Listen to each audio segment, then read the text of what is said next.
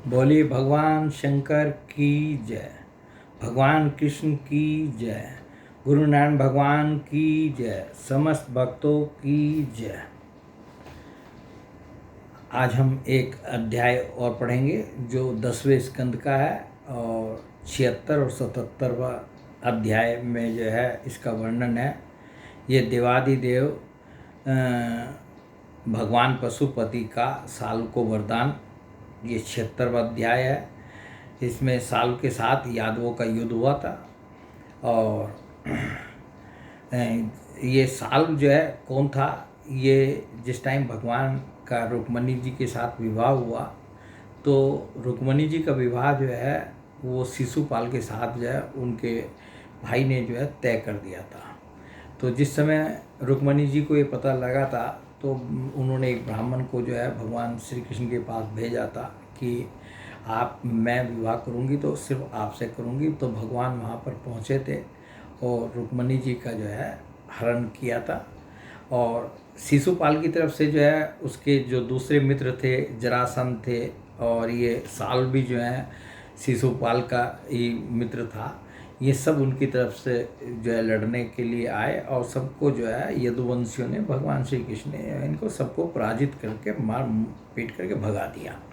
तो इस साल ने जो है जाकर के भगवान शंकर की आराधना की और आराधना करके इसने भगवान शंकर से एक ऐसा विमान का वर मांगा कि जो कि कहीं भी जा सके और जो किसी से आसानी से भेदा ना जा सके। और वो किस लिए मांगा? वो यदुवंशियों का नाश करने के लिए। इसने प्रतिज्ञा की थी कि मैं यदुवंशियों का नाश कर दूंगा। तो भगवान शंकर से संबंधित इसमें इतनी ही कथा है, परंतु क्योंकि ये एक बहुत भगवान श्री कृष्ण की कथाओं में एक महत्वपूर्ण कथा है और भगवान श्री कृष्ण का इसमें आप जो है देखेंगे बहुत उनकी लीला, कई लीलाएं इसमें आई हैं। प्रद्युमन जी की भी है, भगवान कृष्ण की भी है। तो इस अध्याय को जो है हम पूरा जो है दोनों अध्याय हैं 76 और 77वें, इनको दोनों को पूरा पढ़ेंगे। पहला अध्याय 76वां, साल के साथ यादवों का युद्ध। साल शिशुपाल का सखा था और रुक्मणी के विवाह के अवसर पर बारात में शिशुपाल की ओर से आया हुआ था। उस समय यदुवंशियों ने युद्ध में जरासंध आदि के साथ साथ साल को भी जीत लिया था। उस दिन सब राजाओं के सामने साल ने यह प्रतिज्ञा की थी कि मैं पृथ्वी से यदुवंशियों को मिटाकर छोड़ूंगा, सब लोग मेरा बल पौरुष देखना।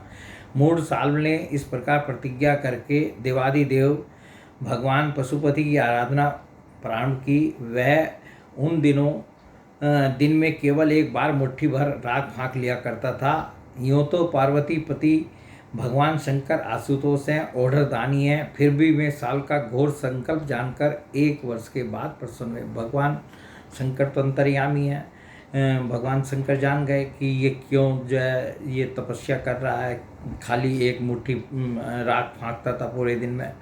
तो इसलिए जो है जल्दी से प्रसन्न भी नहीं हुए। 1 साल बाद जाकर के प्रसन्न हुए। उन्होंने अपने शरणागत साल से वर मांगने के लिए कहा। उस समय साल ने यह वर मांगा कि मुझे आप एक ऐसा विमान दीजिए जो देवता, असुर, मनुष्य, गंधर्व, नाग और राक्षसों से तोड़ा न जा सके, जहाँ इच्छा हो वहीं चला जाए और यदुवंशियों के लिए अत्यंत भयंकर हो। भगवान शंकर ने कह दिया तथास्तु। भगवान शंकर तो दयालु, कृपालु और मतलब है ही हैं वो। उन्होंने तथास्तु कह दिया, ठीक है भाई, वर दे दिया। इसके बाद उनकी आज्ञा से विपक्षियों के नगर जीतने वाले मैं दानव ने लोहे का शोभ नामक विमान बनाया और साल को दे दिया। ये मैं दानव जो था ना, ये ऐसा था कि ये कुछ भी कर सकता था। ये ऐसी मायावी चीज़ें बनाता था कि, और इसी ने जो है ये शोभ नामक विमान बनाया और साल को दे दिया। यह विमान क्या था? एक नगरी था। वह इतना अंधकार में था कि उसे देखना या पकड़ना अत्यंत कठिन था। चलाने वाला उसे जहाँ ले जाना चाहता वहीं वह उसके इच्छा करते ही चला जाता था। साल ने वह विमान प्राप्त करके द्वारका पर चढ़ाई कर दी, क्योंकि वह वृष्णिवंशी यादवों द्वारा किए हुए वैर को सदा स्मरण रखता था। ये देखिए, ये हमारा सनातन धर्म है, ये हमारी संस्कृति है कि हमारे उस समय भी मतलब त्रेता युग की बात है, और उस समय भी विमान, और आज भी ऐसे विमान जैसे साल में दानव ने बना करके साल को दिया था, आज भी नहीं बनते। हो सकता है विज्ञान जो है इतनी आगे तरक्की करके जो है इस तरह के विमान बना ले, परंतु जिस प्रकार के विमान का यहाँ वर्णन है, आज भी जो है उस तरह के विमान की हम कल्पना भी नहीं कर सकते। परीक्षित साल ने अपनी बहुत बड़ी सेना से द्वारका को चारों ओर से घेर लिया, और फिर उसके फल फूल से लदे हुए उपवन और उद्यानों को उजाड़ने और नगर द्वारों, फाटकों, राजमहलों, अटारियों, दीवारों और नागरिकों के मनोविनोद के स्थानों को नष्ट भ्रष्ट करने लगा। उस श्रेष्ठ विमान से शस्त्रों की झड़ी लग गई। बड़ी बड़ी चट्टानें, वृक्ष, वज्र, सर्प और ओले बरसने लगे। बड़े जोर का बवंडर उठ खड़ा हुआ, चारों ओर धूल ही धूल छा गई। परीक्षित, प्राचीन काल में जैसे त्रिपुरासुर ने सारी पृथ्वी को पीड़ित कर रखा था, वैसे ही साल के विमान ने द्वारकापुरी को अत्यंत पीड़ित कर दिया। वहाँ के नर नारियों को कहीं एक क्षण के लिए भी शांति न मिलती थी। परम यशस्वी वीर भगवान प्रद्युम्न ने देखा हमारी प्रजा को बड़ा कष्ट हो रहा है, तब उन्होंने रथ पर सवार होकर सबको ढाढ़स बंधाया और कहा कि डरो मत। उसके पीछे पीछे सात्विक, चारुदेशन, सांब भाइयों के साथ अक्रूर, कृतवर्मा, भानुविंद, गद, सुक, सारन आदि बहुत से वीर बड़े बड़े धनुष धारण करके निकले। वे सब के सब महारथी थे। ये जितने यदुवंशियों का नाम लिया है भगवान के परिवार वालों का, तो ये सब जो हैं बड़े महारथी थे। भगवान उस समय जो है द्वारका में नहीं थे, भगवान हस्तिनापुर गए हुए थे। इसलिए जो उनके सुपुत्र प्रद्युम्न जी थे, उन्होंने जो है मोर्चा संभाला कि साल से युद्ध करने के लिए वो चल दिए। सबने कवच पहन रखे थे और सबकी रक्षा के लिए बहुत से रथ, हाथी, घोड़े और पैदल सेना साथ साथ चल रही थी। इसके बाद प्राचीन काल में जैसे देवताओं के साथ असुरों का घमासान युद्ध होता था, वैसे ही साल के सैनिकों और यदुवंशियों का युद्ध होने लगा। उसे देखकर लोगों के रोंगटे खड़े हो जाते थे। प्रद्युम्न जी ने अपने दिव्य अस्त्रों से क्षण भर में ही शोभपति साल की सारी माया काट डाली। ठीक वैसे ही जैसे सूर्य अपनी प्रखर किरणों से रात्रि का अंधकार मिटा देते हैं। प्रद्युम्न जी के बाणों में सोने के पंख एवं लोहे के फल लगे हुए थे। उनकी गांठें जान नहीं पड़ती थी। उन्होंने ऐसे ही 25 बाणों से साल के सेनापति को घायल कर दिया। परम मनस्वी प्रद्युम्न जी ने सेनापति के साथ ही साल को भी 100 बाण मारे। फिर प्रत्येक सैनिक को एक एक और सारथियों को 10-10 तथा वाहनों को 3-3 बाणों से घायल किया। महामना प्रद्युम्न जी के इस अद्भुत और महान क्रम को देखकर अपने एवं प्राय सभी सैनिक उनकी प्रशंसा करने लगे। परीक्षित, मैं दानव का बनाया हुआ साल का वह विमान अत्यंत मायामय था। वह इतना विचित्र था कि कभी अनेक रूपों में दिखता, तो कभी एक रूप में, कभी दिखता तो कभी न भी दिखता। यदुवंशियों को इस बात का ही पता नहीं चलता कि वह इस समय कहाँ है। वह कभी पृथ्वी पर आ जाता तो कभी आकाश में उड़ने लगता, कभी पहाड़ की चोटी पर चढ़ जाता तो कभी जल में तैरने लगता। वह अलात चक्र के समान मानो कोई दो मुही लुकारियों की बनेठी बांझ रहा हो, घूमता रहता था। एक क्षण के लिए भी कहीं ठहरता नहीं था। साल अपने विमान और सैनिकों के साथ जहाँ जहाँ दिखाई पड़ता, वहीं वहीं यदुवंशी सेनापति बाणों की झड़ी लगा देते थे। उनके बाण सूर्य और अग्नि के समान जलते हुए विषैले सांप की तरह ऐसे ही होते थे। उनसे साल का नगराकार विमान और सेना अत्यंत पीड़ित हो गई, यहाँ तक कि यदुवंशियों के बाणों से साल स्वयं मूर्छित हो गया। परीक्षित, साल के सेनापतियों ने भी यदुवंशियों पर खूब शस्त्रों की वर्षा कर रखी थी। इससे वे अत्यंत पीड़ित थे, परंतु उन्होंने अपना अपना मोर्चा छोड़ा नहीं। वे सोचते थे कि मरेंगे तो परलोक बनेगा और जीतेंगे तो विजय की प्राप्ति होगी। परीक्षित, साल के मंत्री का नाम था द्युमान, जिसे पहले प्रद्युम्न जी ने 25 बाण मारे थे। वह बहुत बली था। उसने झपट कर प्रद्युम्न जी पर अपनी फौलादी गदा से बड़े जोर से प्रहार किया। और मार लिया कहकर गरजने लगा। परीक्षित गदा की चोट से शत्रुदमन प्रद्युम्न जी का वक्षस्थल फट सा गया। दारूक का पुत्र उनका रथ हाँक रहा था, वह सारथी धर्म के अनुसार उन्हें रणभूमि से हटा ले गया। जब प्रद्युम्न जी के ऊपर जो है उसने गदा का प्रहार किया तो उनसे जो है प्रद्युम्न जी का जो वक्षस्थल था वो फट सा गया। और दारूक जो है वो भगवान के सारथी हैं, उनका जो पुत्र था दारूक का, वो इनका प्रद्युम्न जी का रथ हाँक रहा था। वह सारथी धर्म के अनुसार उन्होंने देखा कि ये मूर्छित हो रहे हैं तो रणभूमि से हटा लिया। 2 घड़ी में प्रद्युम्न जी की मूर्छा टूटी। तब उन्होंने सारथी से कहा, सारथे तूने यह बहुत बुरा किया, हाय हाय तू मुझे रणभूमि से हटा लाया। सुत, हमने ऐसा कभी नहीं सुना कि हमारे वंश का कोई भी वीर कभी रणभूमि छोड़कर अलग हट गया हो। यह कलंक का टीका तो केवल मेरे ही सिर लगा। सचमुच सुत, तू कायर है, नपुंसक है, बतला तो सही। अब मैं अपने ताऊ बलराम जी और पिता श्री कृष्ण के सामने जाकर क्या कहूँगा? अब तो सब लोग यही कहेंगे ना कि मैं युद्ध से भाग गया। उनके पूछने पर मैं अपने अनुरूप क्या उत्तर दे सकूँगा? मेरी भाभियाँ हंसती हुई मुझसे साफ साफ पूछेंगी कि कहो वीर, तुम नपुंसक कैसे हो गए? दूसरों ने युद्ध में तुम्हें नीचे कैसे दिखा दिया? सुत, अवश्य ही तुमने मुझे रणभूमि से भगाकर अक्षम्य अपराध किया। देखिए, रणभूमि से हटना भागना जो है वो कैसा समझा जाता था उस समय, ये प्रद्युम्न जी जो हैं अपने सारथी जो को जो है ये सब बातें कह करके बतला रहे हैं। सारथी ने कहा, आयुष्मान, मैंने जो कुछ किया है सारथी का धर्म समझकर ही किया है। सारथी ने तो अपना धर्म सही तरीके से निभाया था। मेरे समर्थ स्वामी युद्ध का ऐसा धर्म है कि संकट पड़ने पर सारथी धर्म रथी की रक्षा करे और रथी सारथी की। इस धर्म को समझते हुए ही मैंने आपको रणभूमि से हटाया है। शत्रु ने आप पर गदा का प्रहार किया था जिससे आप मूर्छित हो गए थे, बड़े संकट में थे, इसी से मुझे ऐसा करना पड़ा। अब 77वां अध्याय जो है ये साल उद्धार है। ये भगवान श्री कृष्ण के हाथों जो है ये साल मरेगा, तो कैसे मरेगा और क्या क्या हो उससे पहले होगा, ये सब इस कथा में है। श्री सुखदेव जी कहते हैं, परीक्षित, अब प्रद्युम्न जी ने हाथ मुंह धोकर कवच पहनकर धनुष धारण किया और सारथी से कहा कि मुझे वीर द्युमान के पास फिर से ले चलो। उस समय द्युमान यादव सेना को तहस नहस कर रहा था। प्रद्युम्न जी ने उसके पास पहुंचकर उसे ऐसा करने से रोक दिया और मुस्कुराकर 8 बाण मारे। 4 बाणों से उसके 4 घोड़े और एक एक बाण से सारथी, धनुष, ध्वजा और उसका सिर काट डाला। इधर गद, सात्विक, साम आदि यदुवंशी वीर भी साल की सेना का संहार करने लगे। शोभ विमान पर चढ़े हुए सैनिकों की गर्दनें कट जाती और वे समुद्र में गिर पड़ते। इस प्रकार यदुवंशी और साल के सैनिक एक दूसरे पर प्रहार करते रहे।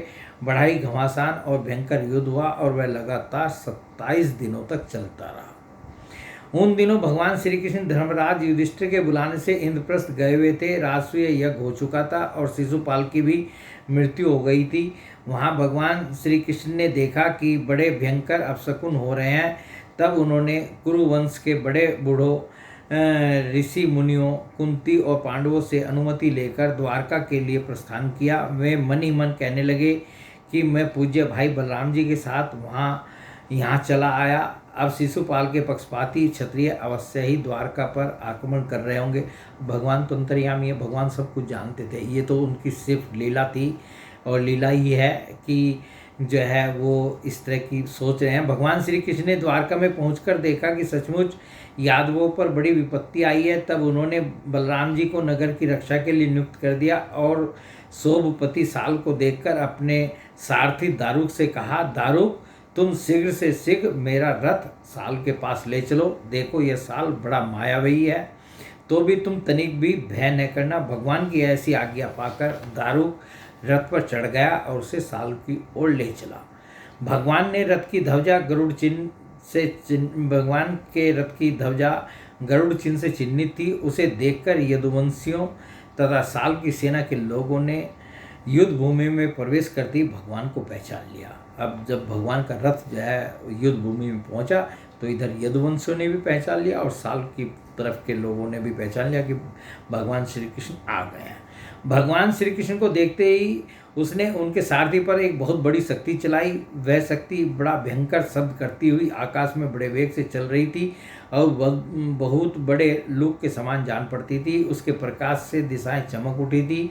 उसे सारथी की ओर आते देख भगवान श्री कृष्ण ने अपने बाणों से उसके सैकड़ों टुकड़े कर दिए। इसके बाद उन्होंने साल को 16 बाण मारे और उसके विमान को भी, जो आकाश में घूम रहा था, असंख्य बाणों से छलनी कर दिया।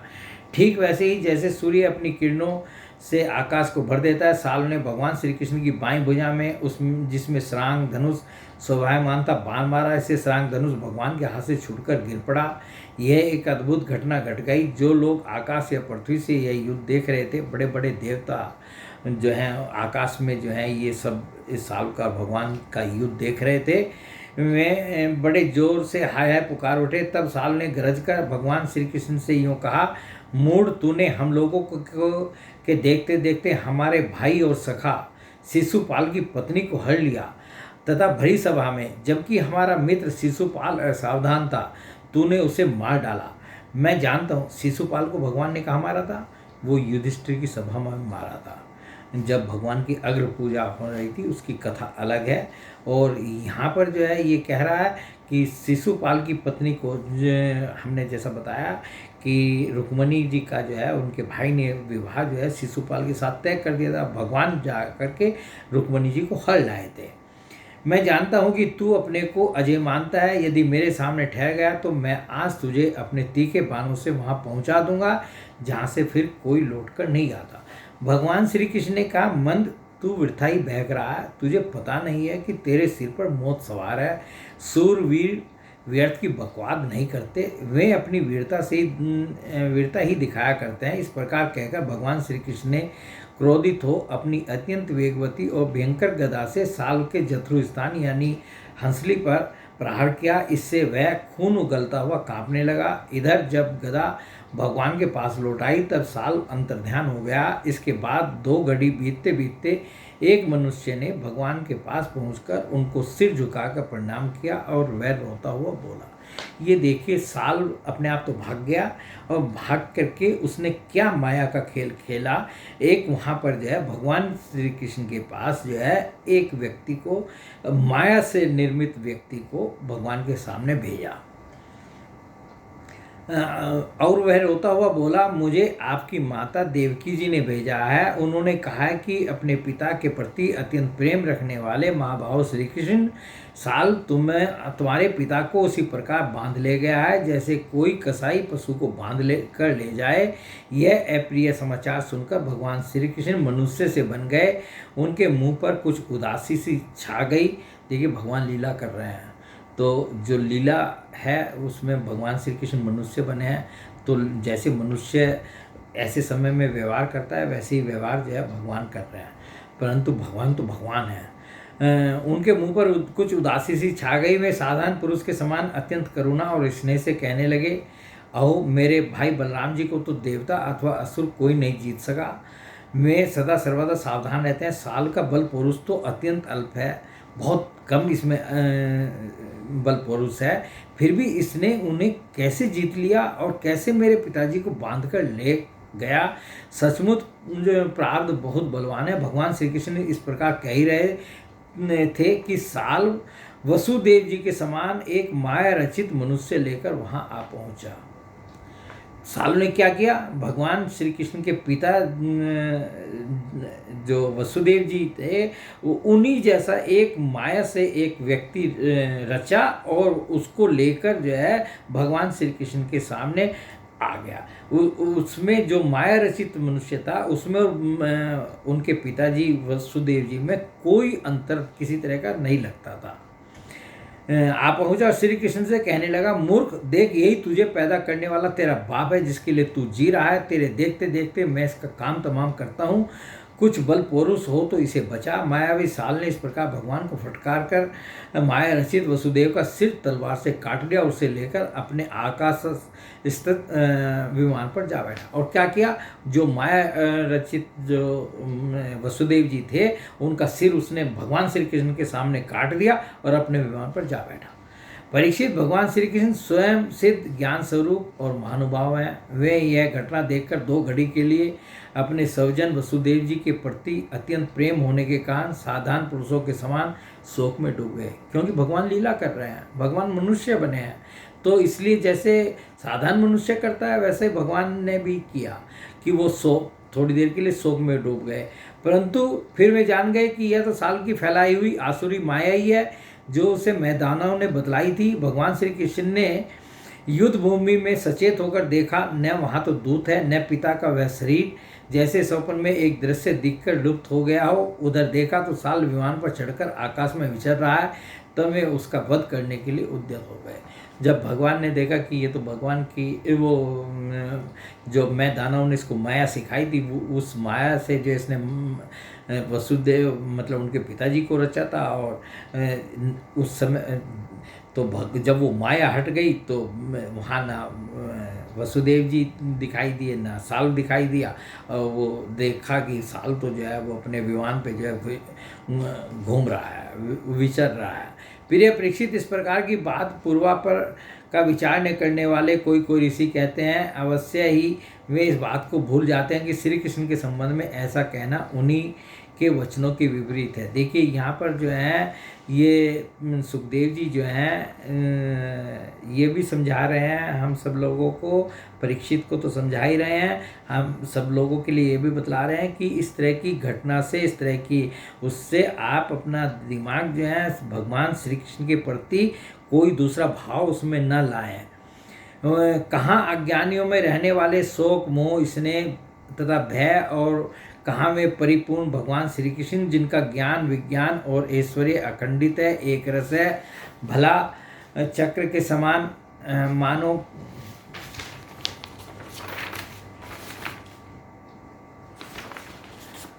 भला उनमें वैसे भावों की संभावना ही कहाँ है। बड़े बड़े ऋषि मुनि भगवान श्री कृष्ण के चरण कमलों की सेवा करके आत्मविद्या का भली भांति संपादन करते हैं और उसके द्वारा शरीर आदि में आत्मबुद्धि रूप अनादि अज्ञान को मिटा डालते हैं तथा आत्म संबंधी अनंत ऐश्वर्य प्राप्त करते हैं। उन संतों के परम गति स्वरूप भगवान श्री कृष्ण में भला मोह कैसे हो सकता है। ये जो है परीक्षित को जो है इस तरह से भगवान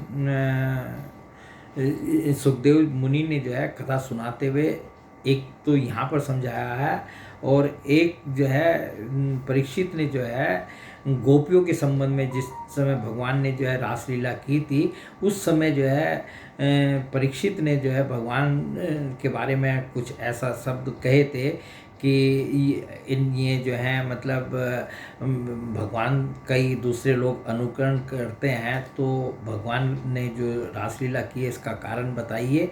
तो उसका भी उत्तर जो है सुखदेव जी ने परीक्षित को बहुत सुंदर उत्तर दिया था। उन्होंने कहा कि ये जो भगवान होते हैं उनकी सिर्फ लीला देखो, वे क्या करते हैं, क्यों करते हैं, उनका रहस्य कोई नहीं जान सकता। भगवान शंकर ने विष पी लिया था। अरे भगवान की लीला का यदि उनके कर्मों का तुम्हें अनुकरण करना है, कोई व्यक्ति जो है विष पी करके दिखाए, विष पी ले, तब समझ में आएगा उसको कि भगवान क्या करते हैं और क्यों करते हैं।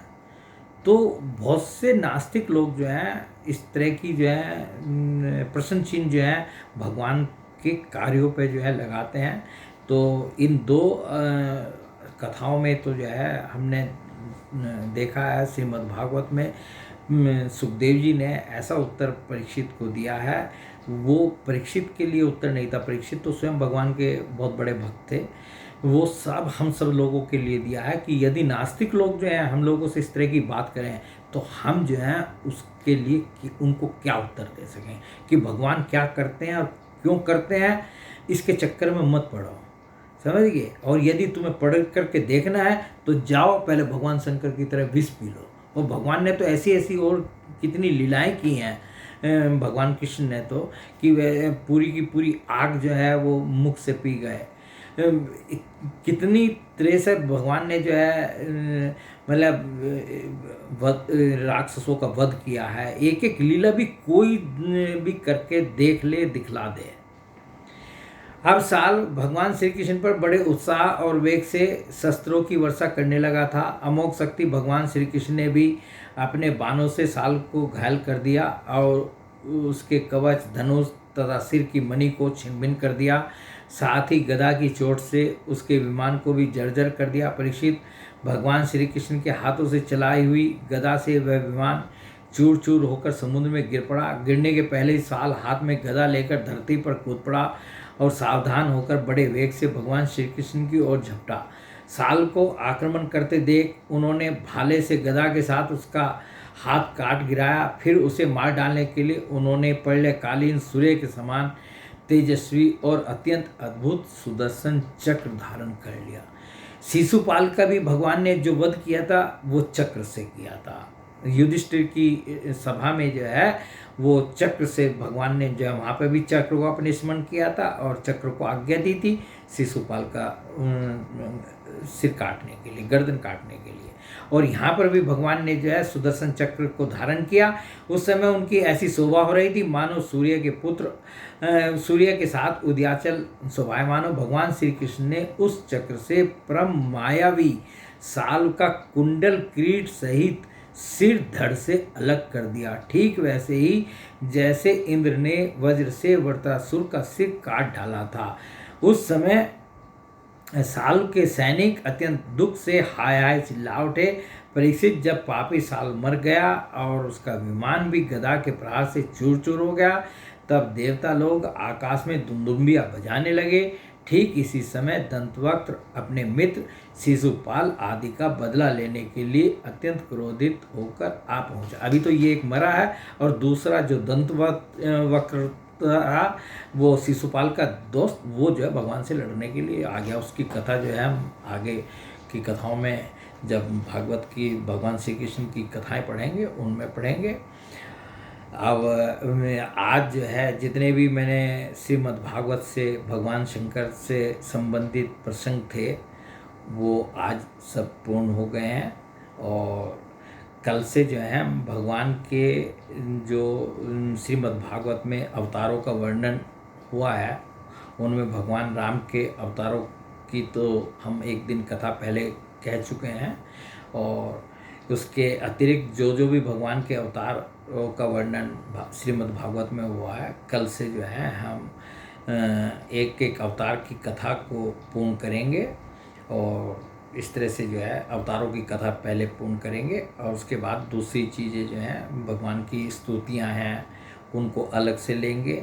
और इसके अलावा जो संत महात्माओं भक्तों की जो कथाएं हैं उनको अलग से लेंगे, ताकि सब चीज़ें जो हैं वो समझ में आसानी से आती रहें।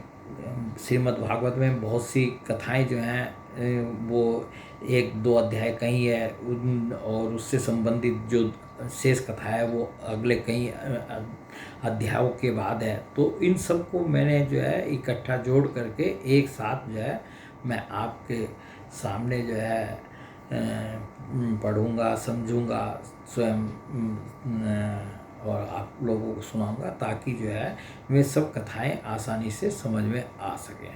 बोले भगवान शंकर की जय, श्री कृष्ण भगवान की जय, गुरु नारायण भगवान की जय, समस्त भक्तों की जय।